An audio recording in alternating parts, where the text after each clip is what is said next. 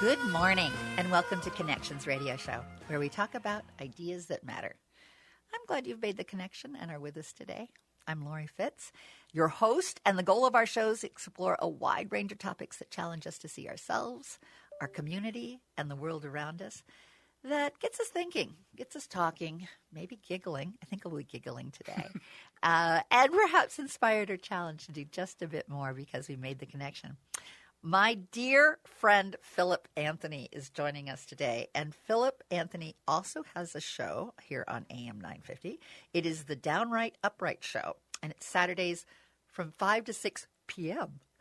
And we're laughing because I was on his show, and he's like, "Oh yeah, she's on at 9 p.m." No, 9 a.m. We're not with the 9 a.m. That show. was so funny. It was so sweet. Philip, thank you for coming today. Oh, thank you for having me. I'm so delighted to be here, and I love you, by the way. Oh, and I love you so.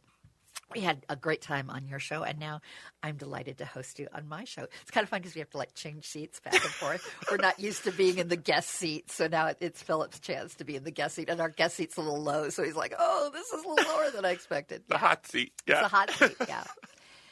Well, Philip, I know we met about 2 or 3 years ago. I think we also met at the Blue State Ball. I think we might have interacted with Blue State Ball, but definitely at our Pride Festival here in Minneapolis. And we made an instant connection. We both are very outgoing and entertaining and enjoy a good conversation. But Philip has something special, something a little bit more that I enjoy. He cares about people and wants to bring out their comfort level and being able to sometimes talk about tough stuff. You open the door to talking about tough stuff, also in an entertaining way. But then following an entertaining moment, there's a moment of seriousness. There's something that you feel is important that they need to think about. Reeling back before you started doing the show here on AM 950, one of the things I've been interested in is how you decided you wanted to do a show. And part of the reason, I'll give you a reason why I'm interested in that, I'd like to bring more of the series of the Voices show on Connection. I do series. I've done a show on Jewish voices. I've done shows that are about women's voices. Your voice is very important to the LGBTQ community. And thank you. I want to know how you decided that you were ready to bring your voice. Yeah, well, thank you for having me. I'm so excited to be here. So I was a huge fan of AM 950 before I got the show. And AM 950 used to have Blue State Balls. Yes. And we would get together, like-minded people, talk about different issues and yada, yada. And I had met multiple people at these events, hosts, producers. I met Brett. I met Chad. I met everybody, the owner. And I was told that, I could be some sort of a contributor. Mm-hmm. So I was asked if I would do tabling at Pride. This is before the show even was a concept. Uh-huh. And Laura Hedlund, who is the host of Food Freedom Radio. Hi, Laura, love you. She asked if I would table. And she would call me every year to table. And I loved it. I'm doing something for my community.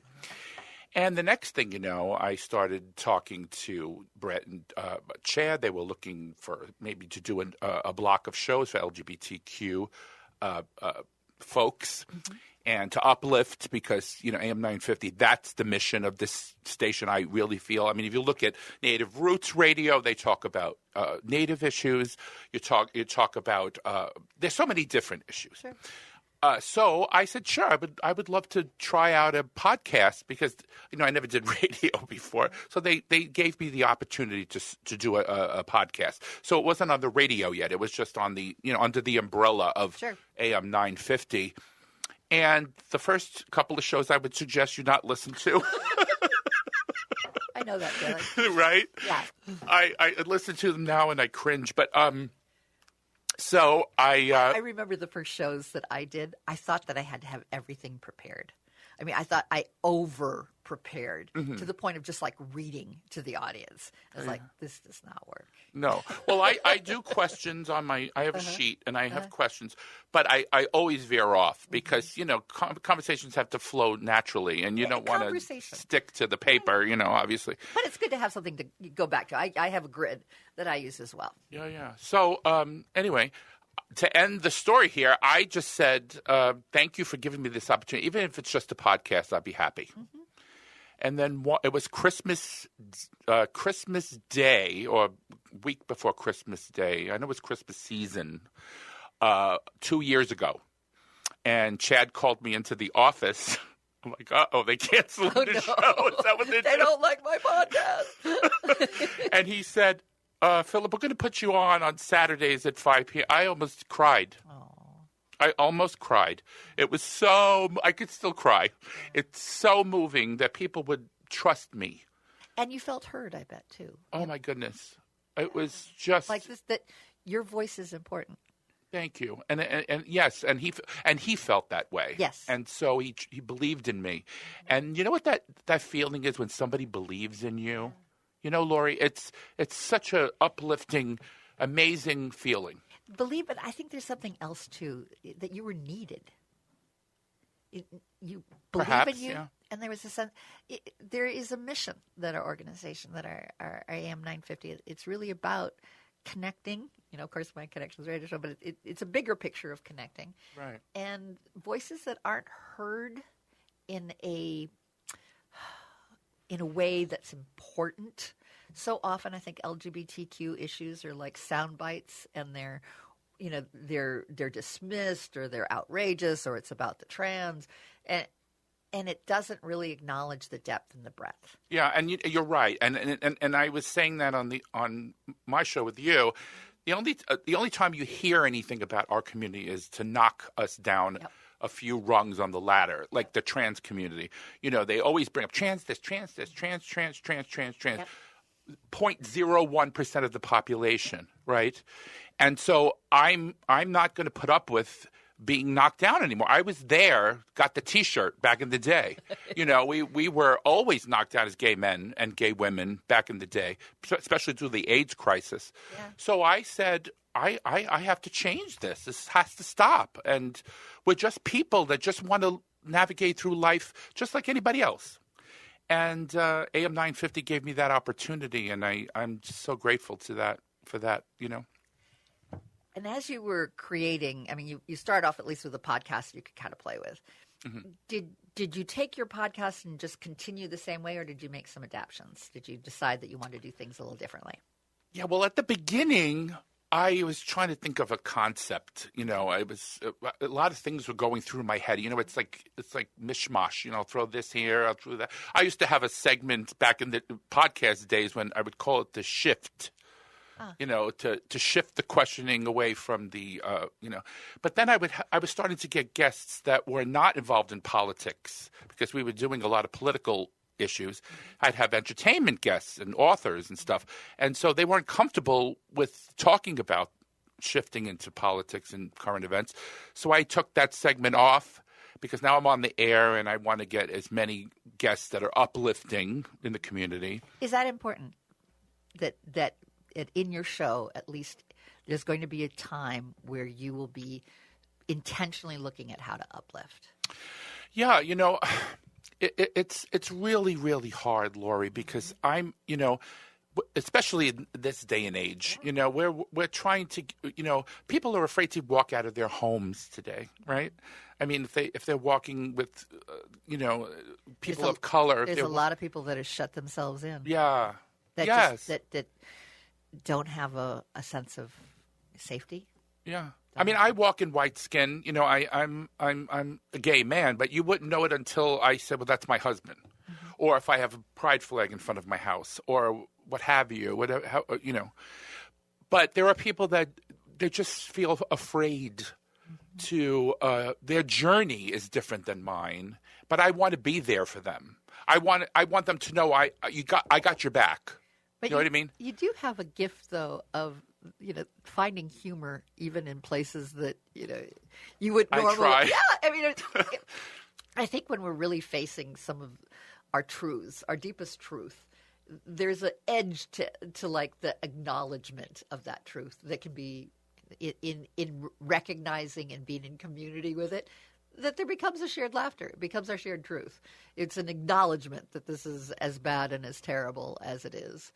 I mean, just how we're coping with the ice in our community right now, and we're having people dress up in various ways, and they're having sleds that they're doing crazy things in Powderhorn Park. Yeah, that was so cute. I love that. Yeah, I love that we're taking we are Minnesotans, and we've got a wry sense of humor, but we also have a deep sense of commitment to neighbor. Yeah, humor is a wonderful way to cut through the stress. There's a guy out there now. He's got a huge following on the socials. He dresses up in these crazy costumes, and he sings to ice, but like these really silly songs that he changes the lyrics, and he sings. I mean, it's just hilarious. And hey, if it's going to work, it's going to ease the tension. Go for it, But we have to have each other's back. That's the number one thing, I think it's been underestimated that we do that. That Minnesotans do that. It's like one great big. Someone has gone off the road in the middle of in a snowbank in the middle of a snowstorm. We all stop and help that person. We're kind of in a snowstorm of horrific attack. It's not our environment, but we're used to being tough in an environment. And if you're threatening one of ours, we're going to stand up and we're going to say no. That's not okay. Yeah, and that's why your show is called Connections Radio. I mean, this is the thing. I love Minnesota. I really do. I love living in the Twin Cities. There are so many different ethnic groups, people from different parts of the world and living here, and they all look out for each other. Yes. And I've seen people say, "Those are my Somali neighbors. Leave them alone." Yes. They don't care that they're different, because we are a country that's a melting pot, and we all are different. And if we don't acknowledge that, if we try to homogenize this country and make us all white, straight men, what's going to happen to the rest of the people? You're alienating them. You're pushing them out of society, and that's not going to happen with me, with my show, because I like to bring up the fact that we are the world. We are the children. And you've got wonderful music, too. Every song that's on yours, you have a little dance that you do, too. Yes. Which is just, adorable. Yeah. I because, I love love. And all the songs, and I have to thank my producer, Patrick, for that, too. I mean, I tell him, you know what? Pick a song. As long as it's about love, let's do it. Yeah. And people love it because they think – I have seen people do the dance. With a heart. Yeah, come on, people now. Yes. Smile on your brother, everybody. Yes. Get together, try to love one another right now. Yes. So, and they all do that. And it's great. I mean, if it makes you happy, it's fun, and it has a great message, why not, Well, and it helps us feel less overwhelmed. Yeah. When we can laugh. Yes. And when we can sing. I've never had anyone be able to stay angry when they're singing. Yeah. Or telling a joke. Yeah. Yes. And those are ways that we're there for each other as well. Yeah. It's amazing how, you look at the, the protests, for example, the peaceful. And I have to say, ladies and gentlemen, they are peaceful. I've seen them. They're peaceful. And there's every color of the rainbow there. I mean, it's so beautiful. It's a beautiful thing. I always say on my show that Americans in general, we're a mosaic. We're like a quilt with different colors, except the other side wants us to be a white sheet. Or they wear it, at least. Over their head, yes. But I mean the color. It's just white. Yes. We're not that way. We are a mosaic. We are a quilt. You ever quilt? You ever see? Or we're a gumbo. I mean, I love the gumbo. We're so many different things that come together and create the tapestry. Yeah, and that's what makes America so different. It has been. Yeah, and when they're trying to reel that in, and that's not going to happen. I don't think it's going to happen. I think we need to get through a tough period. Mm-hmm. I think we have the midterms coming up that give a lot of us hope. If we have them, yes. That was the caveat that I was going to mention. I mean, that gives us hope. We're laughing. You see this about you and I? Yeah. We're trying to. It's a sad. It's very dark humor. Yeah, it's dark humor. Yes. But it's also a realization. You know, humor can tell the truth. Sure. And in telling the truth and the harsh truth that we don't like to always talk about, the recognition, makes us laugh. Yeah. But we have Secretary of State Steve Simon, who is running the elections. He's our Secretary of State here in Minnesota. Yes. He will make sure that they don't purge those rolls, those voter rolls. He's going to make sure of that. There are some states that's not going to happen because they're in cahoots with you-know-who. And so that's my fear. But, guys, we got to get back to a democracy. We have to get back to trusting in our elections. I mean, he said in 2020 that the election was rigged, but he didn't explain. Like, what happened? The reason he said that is that he just never wanted to lose. And yes. Any way that, he's looking at as being a potential loser is something that he wants to make sure is not accepted. Mm-hmm. He can't bear losing. No. Mm-mm. But it's tough. It's tough. How do communities band together, continue to have neighbor helping neighbor? And what my fear is that we have a lot of energy right now. We've got a lot of adrenaline.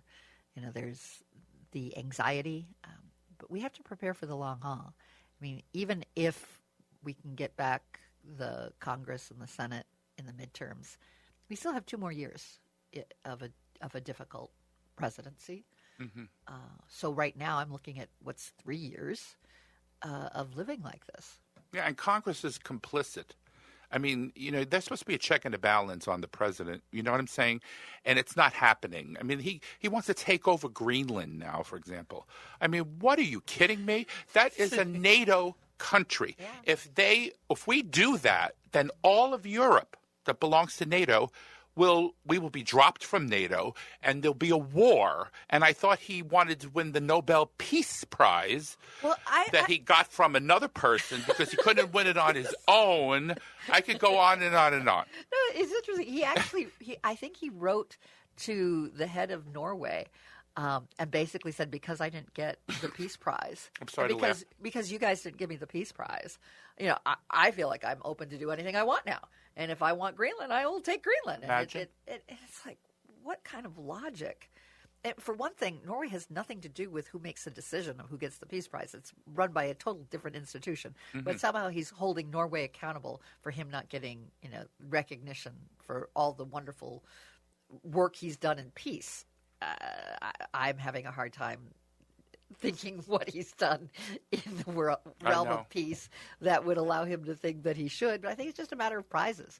Yeah. And being important and being powerful. Winning. And having a big country. I mean, it's real estate. I mean, this whole real estate mentality is that I am going to be the president that brings in more land to our states. I mean, it's a good point. Yeah. Threatening Canada, threatening Mexico. I guess he's now the president of Venezuela. It's all jumbled. Yeah. And how do you reel it back, and what can it look like? Now, my big hope in looking at being uplifting, trying to look at what we could be, maybe it is the Build Back Better mentality that we need to have. And that with all of these things being stress tested and broken, we're going to need to recreate what we want. Mm-hmm. And for me, I think it's part of it is looking at not just our civil rights, but our human rights. And if we've all committed to human rights at an international level, what can that be? How do we hold each other accountable at a higher level? Yeah. And there's more to talk about. Really? There's more to talk about with Philip Anthony, who's joining us today. Thank you so much, Philip, for being here. We've got 2 more segments where we get to chat. Oh, I can't wait. And learn about your background and where you're going with your show and what's up. What's up? What's up? We'll be right back.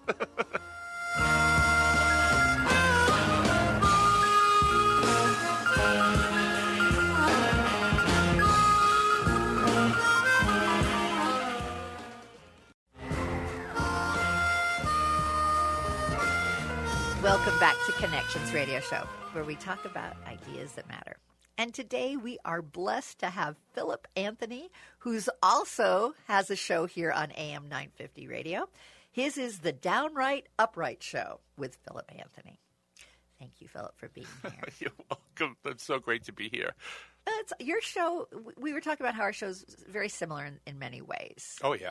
It's interviews, it's commentary, it's entertainment, it's ideas that mean something, and how we explore the world, and discovering our own voice and creating an opportunity for other voices to join us in powerful ways.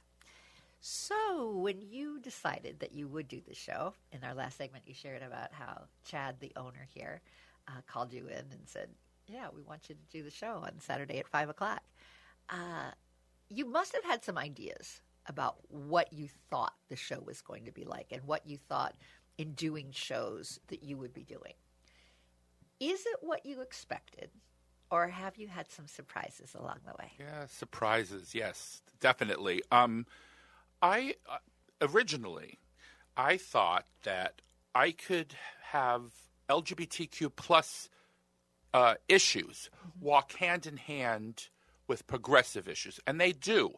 And I wanted to just zero in on that. And as time went along and the show got, I guess, I don't want to say more popular. I don't know if it's how popular it is, but it's popular. We'll just leave it at that. Oh, well, thanks. It got more of a audience, I want to say, okay?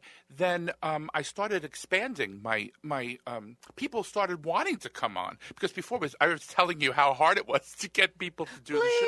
Please, come on. I've got a nice little radio show. You deliver for Cub Foods or whatever. And be on my show. You can be on my show. We can talk about produce. Yeah, sure. we'll talk about produce. But then it started happening where people were contacting me to do the show. And then, like, for example, I'll just throw something out there to you. When I was a young kid, and I mean a teenager, late teens, I was into disco music a lot. I loved Donna Summer. The Bee Gees? The Bee Gees, all that. And this one particular singer who was much more famous, and she had a big hit nationwide, but it was much more popular in New York. Her name was France Jolie, right? Okay. And she had a lot of hits in New York, and she's very big in the gay community, especially. And I just reached out to her because I said, you know what? I really love your music and yada, yada, yada. I have a radio show, and it would be a dream come true if you would do my show. Now, I didn't expect her to respond and say, It's like putting it in a bottle, throwing it in the ocean. Yeah. I just threw it out there. She, her handlers contacted me. Oh, my gosh. And said, France would love to do your... Oh, yeah, I almost cried. I was on the air, almost in tears. I'm talking to somebody who I was had your hero? A poster of in my room at the time. And, and she talked about how she always will be with the LGBTQ community. When she performs, 90% of the audience is either gay, LGBTQ, or ally. And during the AIDS crisis, she was there. Things like these kind of things, I would have never been able to have met her if I didn't have this show. And you never would have expected going into it that you would have access to have someone want to be on your show like that. Isn't that amazing? It is. But it's also affirming. It's affirming that she sensed your authenticity when you reached out and said, I listened to you. And she wanted to support the community so bad, and she kept saying that on the interview. And it was. I was almost in tears in that interview, I have to say. So there are a lot of people, not only in the entertainment, industry, but I had just regular people who are navigating, having children that are trans. I just had a show.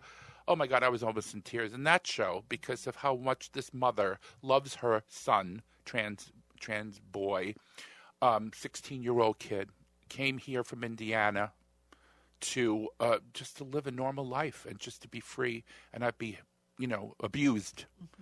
things like that. You know what I'm saying, Yes, Laurie? yes. It's so amazing, and this show gives me that platform, and it's incredible. And your show with connecting people together and people that want to vent and talk about what's worrying them or what they're happy about, even or an idea they have, or the joy that they have, or a book Yeah. that they've written. Yeah, we used to have a lot more conversations, right? Right. When growing up, you and I are about the same age. Where there was conversations you had at dinner. There was conversations you had with friends.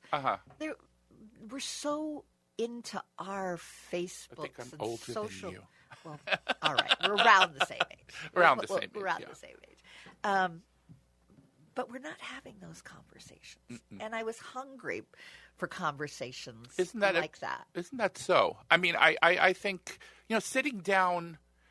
Somebody had told me once, you can get two people who have a diametrically opposite opinion about something, and have them sit down and talk to each other. And sometimes you can meet in the middle. Yes. Something will happen, some magical, ethereal, Moment. moment. And then you go, wow, we're agreeing, And I think Being able to be influenced by each other, allowing ourselves to not just label and push back, but to really find where is that Venn diagram intersection where we can both go, yes, I love that. We agree. That's a good good way to put it. Yeah. I had a guest on one time about a year ago, and things, Trump had just been put into office, and we didn't know what was going to be happening. And I asked her, what do we need to do to bring people together? Because we're living in like two different worlds right now. She took a moment. She goes, what we really need is we need to sit down and we have to eat really good food together and listen to excellent music. And if we could do that with people that we may not be agreeing with and enjoy, breaking bread, sharing a meal, and listening to good music, I think we'd start hearing each other differently. Yeah. I agree, but I do draw a line, though. I mean, bigotry. I mean, if you're supporting who because you're a bigot or you think that some people should have less rights or yada yada, you lost me now. If you want to sit down and say, okay, maybe we should have the public option instead of universal health, things like that, or higher tax, lower tax, things like that. Policy. Yeah, policy. Yeah. When it comes to policy, that's fine. But when you're going to bring me down to, a few rungs on the ladder because you want to feel superior to me, I lose you, and you lost me.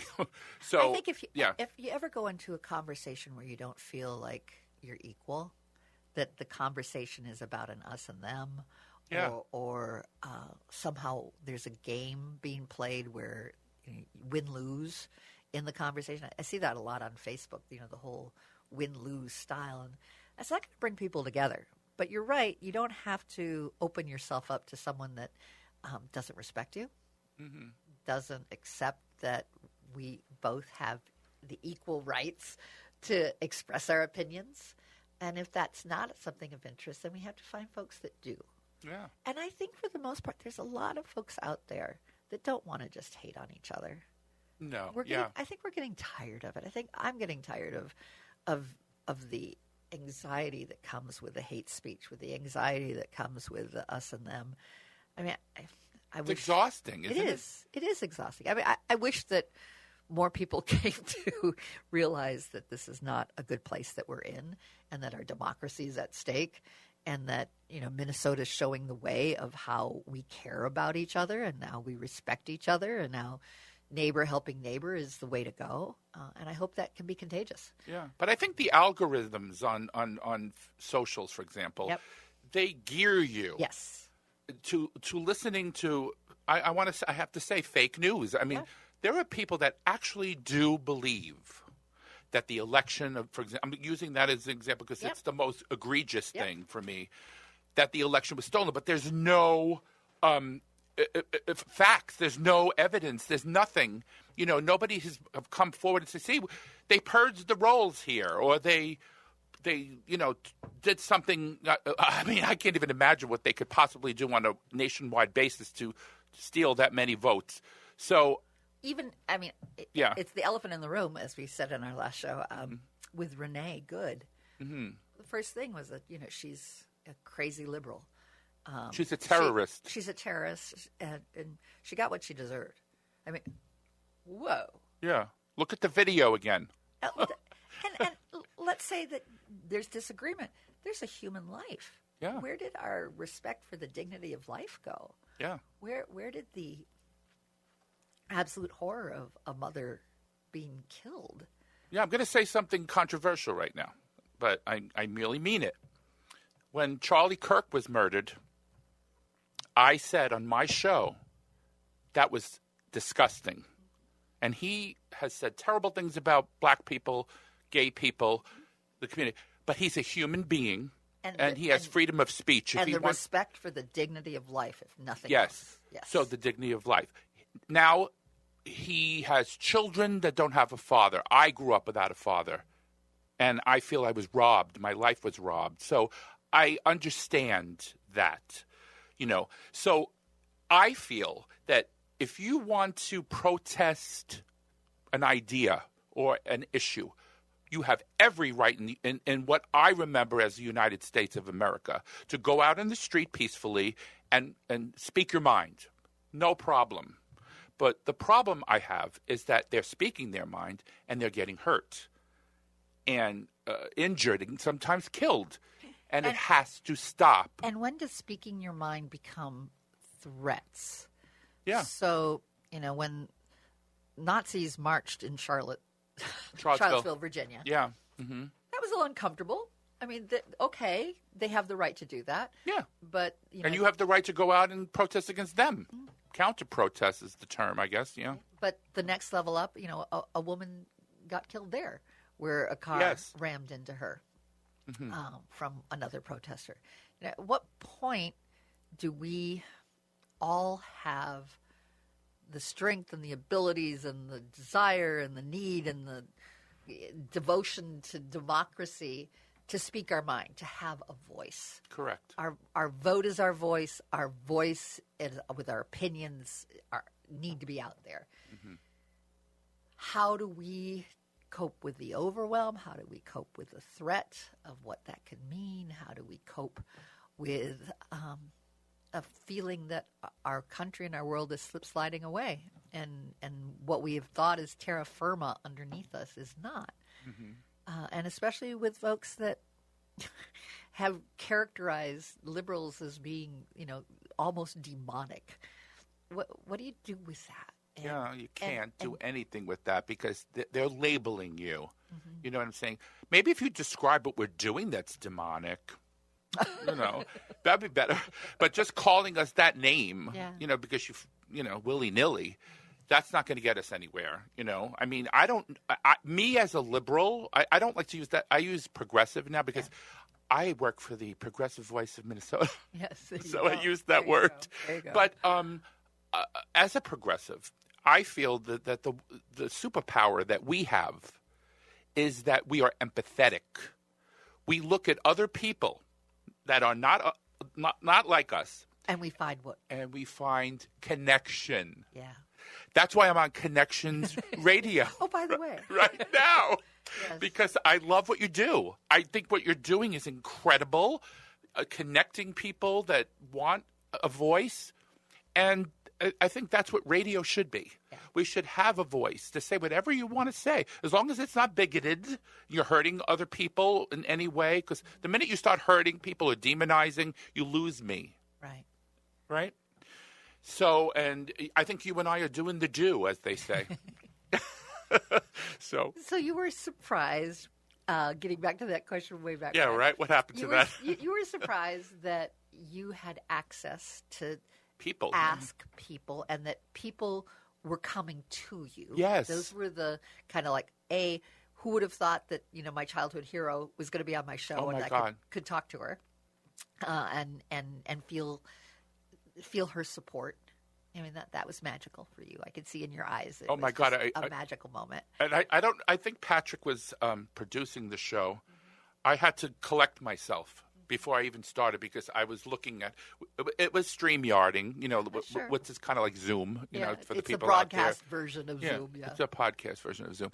And she's telling me, I love what your message is. I've watched your show, and this is a person who I idolized as a kid, It's incredible. And then I've had other people, that have internationally famous authors, they have their own talk shows and, yada, yada down the road. And I'm talking to them and they're acknowledging that I'm doing the do. I keep saying doing the do. That's my New York expression. I love it. Yeah. So I love the show. And I'm so happy that I got the opportunity to do it. I'm so grateful.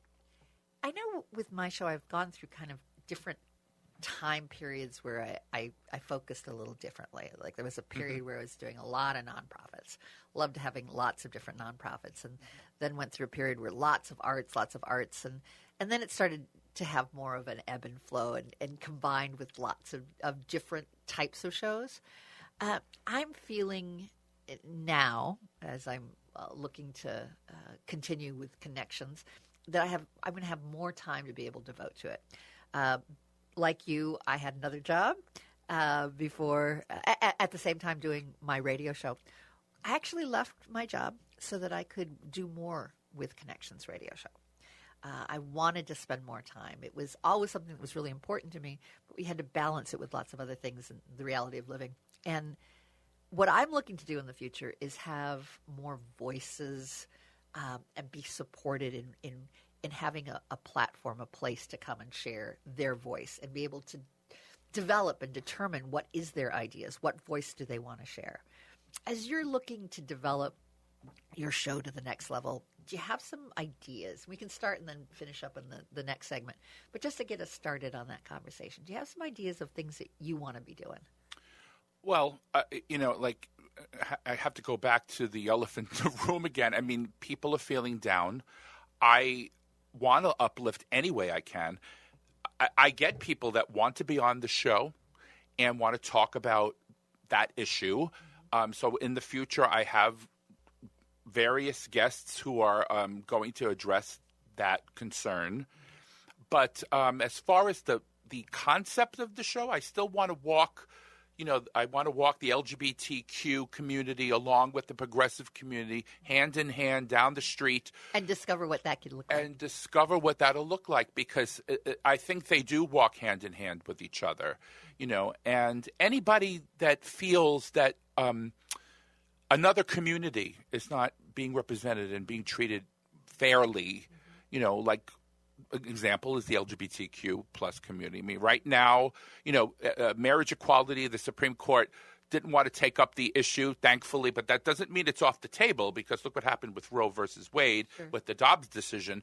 They completely overturned double precedent. That there was two courts previously said that it's etched in stone that women have the right to choose. Now it's over. So I never get comfortable with the Supreme Court that we have today. So things like that. But I want guests that are going to uplift. And like you and I have mentioned before, humor. Yes. Let's get some funny people on. Let's get some people that'll make us laugh and try to get us navigate through this, rough time. So laugh until we cry, and then after we cry, we are clear-eyed. About what we need to do next. Yes, absolutely. Yeah. There's a trajectory. And I want the audience to know, this woman I'm sitting across from is just as nice in person as she is on the radio. She comes in with cookies sometimes and brings people things. I mean, you are just so incredible. You have a bright light. That's why I love you so much. Well, Philip, I'm so honored that you have joined the show today. Oh. You bring a bright light as well, and you bring the same joy that you bring to your show, to the Connections radio show. And it's nice to be able to reach out and just be there for each other. And I'm glad I joined the Mutual Admiration Society. I really am. And with that, we'll be back in just a short few minutes. We have amazing supporters that we want to acknowledge with our commercials, and they keep us going. They keep the lights on. So we appreciate them here on AM 950, the progressive voice of Minnesota.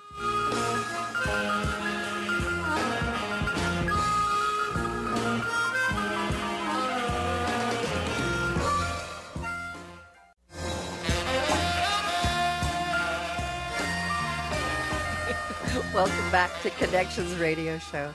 I'm Laurie Fitz, your host, and if you're watching on Facebook, you'll see that my dear guest, Philip Anthony, who dances on his show, has started to move to my music on my show. By the way, your bumper music is amazing. Where do you get that from? Yeah, it's a long story on that one, but It's a long story. I kind of like the bluesy sound. It's very bluesy. Yeah. It's a very bluesy. It just works for me in terms of just kind of a little rough edge and a little. It's being at a nice blues bar. The harmonica is at 9 incredible. o'clock I love Saturday morning. But yeah, I just like it. I like the style. Yeah, me too. I've thought about some other songs, some other bumper songs. Like there's, I think the Rolling Stones have a song called Connections. It's like, Oh, wow. But it's like really in your face. Connections. It's like, wow. I kind of like it more easing in. You're more bluesy, jazzy. I like bluesy on a Saturday morning. Are you up yet? It's 9 o'clock. I like the old 60s Flower Children's songs. Yes, you do, and they're wonderful. Yeah, I do. I love that message. Yeah. It's wonderful. If you're just joining us as we're in the middle of a conversation, Which I will introduce part of our connection. It is. I will introduce Philip Anthony. He does a show called the Downright Upright Show with Philip Anthony, and that takes place from 5 to 6 p.m. on Saturday. So you're listening to me at 9 a.m. Hang out for the cocktail hour with our friend Philip Anthony, because it's a great cocktail hour show to listen to. You must be so much fun to have a cocktail with. I am. We should do that one day. Let's do that. Let's do Absolutely. that. I would enjoy that. We'll go to a good bar and happy hour. A good happy hour toast. Yeah, absolutely. And of course, I kind of like having my show. I say it's like a coffee, having coffee and you're listening in. It can also be like at a happy hour and people are listening into conversation. I want a kind of a lively conversation, and Philip, you've more than stepped to the plate with that role, and I appreciate Thank you so much. all that you do with that. So we were talking in our last segment a little bit about how you reach and support the LGBTQ community, and that's really important to you, is to have a place where there is good information, there's a time to laugh, maybe a time to cry, a time to be there for each other, and to have programming that supports that community and allies. I am a devoted listener as well. I am an Love ally. the allies. Exactly. And as we are facing some of the challenges in the years to come, and we need to look at this as a long haul, in developing those relationships, in developing those allies, in developing the shows, I'm assuming that you really welcome folks to contact you if they have something important that they want to share. Yeah, well, I have a show email that's just for listeners. It's downrightuprightshow@gmail.com. And I get my response. If you have show ideas, I get people, full disclosure, I have the first Saturday of every month a show called The Co-Host Show. I don't know if you know that. No, I didn't know that. Yeah, I have two co-hosts who I'd be remiss if I didn't bring them up. They are I love them so much. Hello, guys. I have Austin and Matt. I met them back when I had the podcast, and they were so amazing.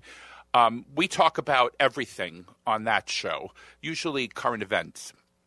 And it's so uplifting, and they're so incredibly knowledgeable about. So I have Austin usually sits here, and she has she's a Minnesota politics guru, Good for her.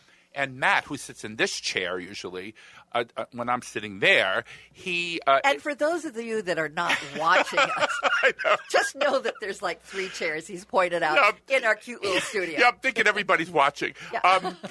I'm sitting here, and Matt's a chair, and Matt is a DEI expert. He's an educator and knows all about it.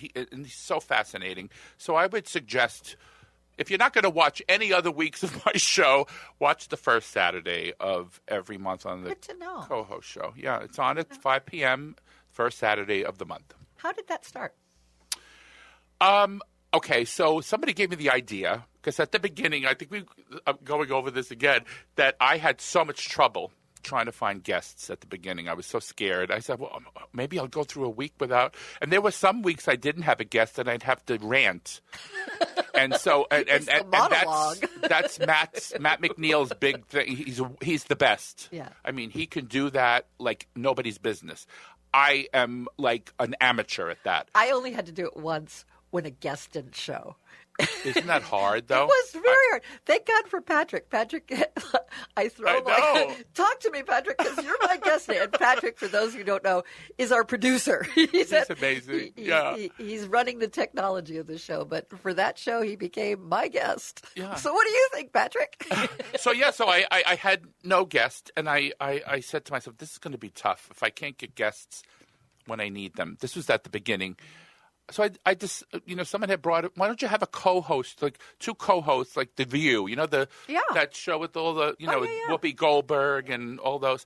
And they talk about current events. Uh-huh. So I said, I have to find people, though, that would want to do it with me every month. And I found the two angels that, I couldn't do it without them. So thank you guys out there, Austin and Matt.